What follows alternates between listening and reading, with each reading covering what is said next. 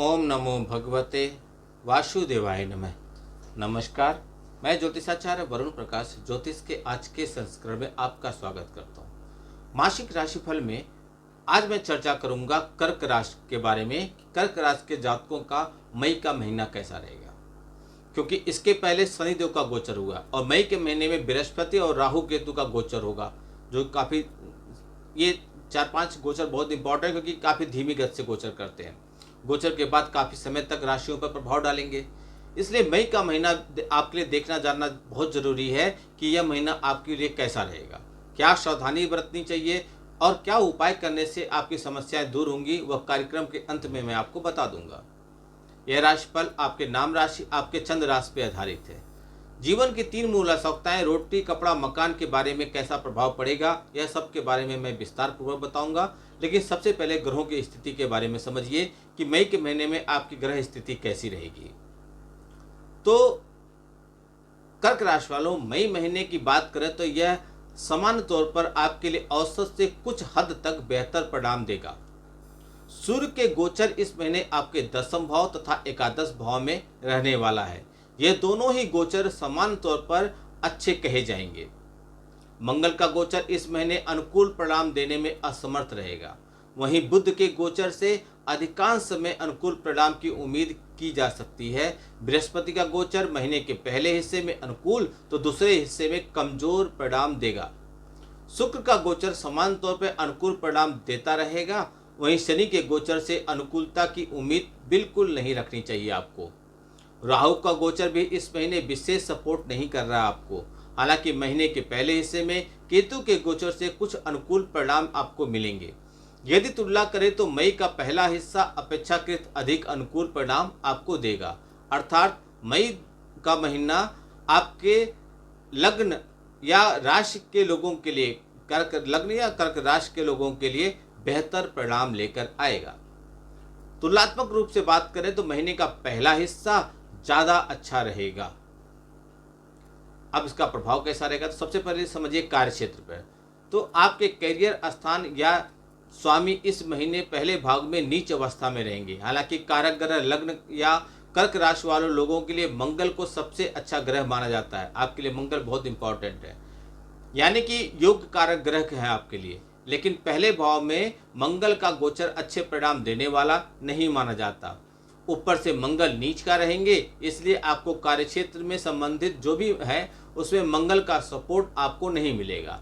लेकिन महीने के पहले हिस्से में सूर्य का गोचर आपके कर्म स्थान पर बना रहेगा, जो आपको अच्छे और अनुकूल परिणाम देना चाहेंगे।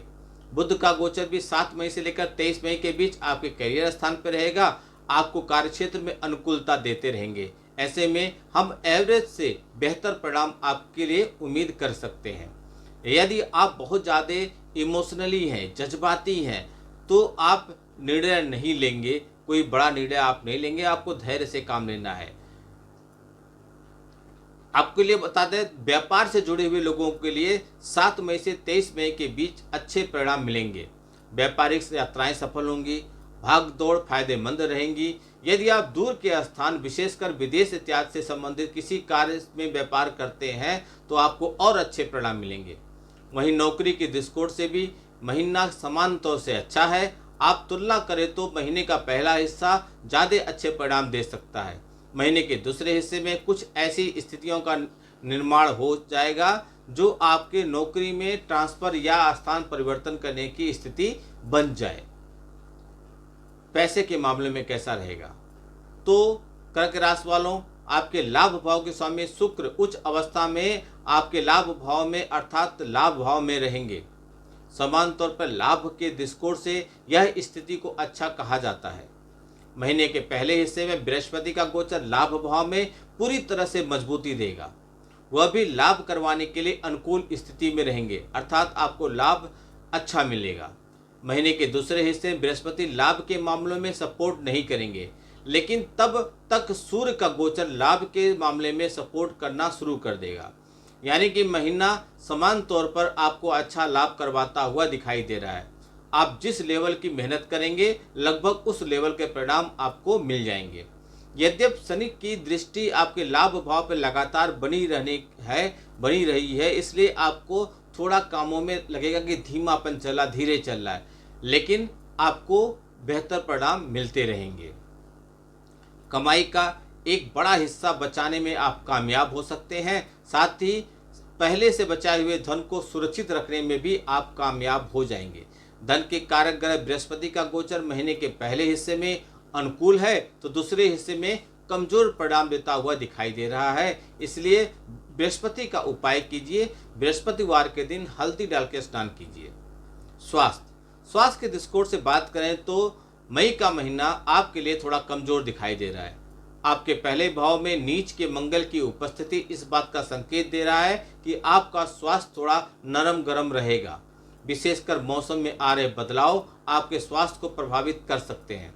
आपके शरीर का टेम्परेचर कम या ज़्यादा होता रहेगा, अर्थात सर्दी, जुकाम, बुखार जैसे लक्षण आपको प्रभावित कर सकते हैं। मौसम के अनुरूप आपका आचार व्यवहार बदलता रहेगा। नीच का मंगल चोट खरोच आदि का भय भी देता है, अतः वाहन जो भी है आप सावधानी पूर्वक चलाइएगा। यद्यप दूसरे भाव के स्वामी की अनुकूल स्थिति आपके खाने पीने के मामलों में जागरूकता देगी, अतः आप संयमी दिनचर्या अपनाने की कोशिश कीजिए। आरोग्यता के कारक ग्रह सूर्य भी महीने के पहले हिस्से में उच्च के रहेंगे तो वहीं दूसरे हिस्से में लाभ भाव में रहेंगे तो आपको आरोग्यता देंगे, लेकिन फिर भी आप स्वास्थ्य के प्रति सावधान रहिएगा और कुछ भी ज़्यादा कोलेस्ट्रॉल वाली चीज़ें मत खाइएगा। परिवार की बात करें तो आपके लिए यह महीना अच्छा है। आप परिवार का केयर करते हुए दिखाई देंगे। एक दूसरे का परिवार में आप मदद करते हुए दिखाई देंगे। लोग एक दूसरे का सहयोग आपके साथ करेंगे। परिवार के सम्मान पर आंच न आ जाए, इस बात का आप ध्यान रखेंगे। महीने में दूसरे हिस्से में भाई बंधुओं के साथ संबंध आपके बहुत अच्छे रहेंगे। घरेलू मामले में न ही सही बल्कि कई मामलों में आप भाई बंधु आपको बेहतर सपोर्ट देंगे। घर गृहस्थी के जुड़े मामलों में महीना समान तौर पर अनुकूल परिणाम देता हुआ दिखाई दे रहा है। चतुर्थ भाव का स्वामी शुक्र इस महीने उच्च अवस्था में रहेंगे, इसलिए आपके लिए समय अच्छा है। आप उपाय कीजिए।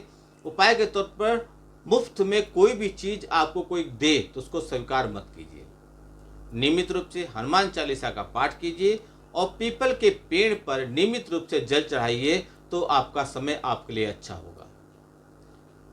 मैं हमेशा कहता हूं कि यदि आपकी 100 रुपये की इनकम है या 1 रुपये या 1 लाख, उसका 1% 0.1% ही सही, लेकिन आप पात्र कुपात्र का ध्यान रखते हुए सेवा कीजिए। लोगों का, पशुओं का, पंछियों का, उसमें खर्च कीजिए।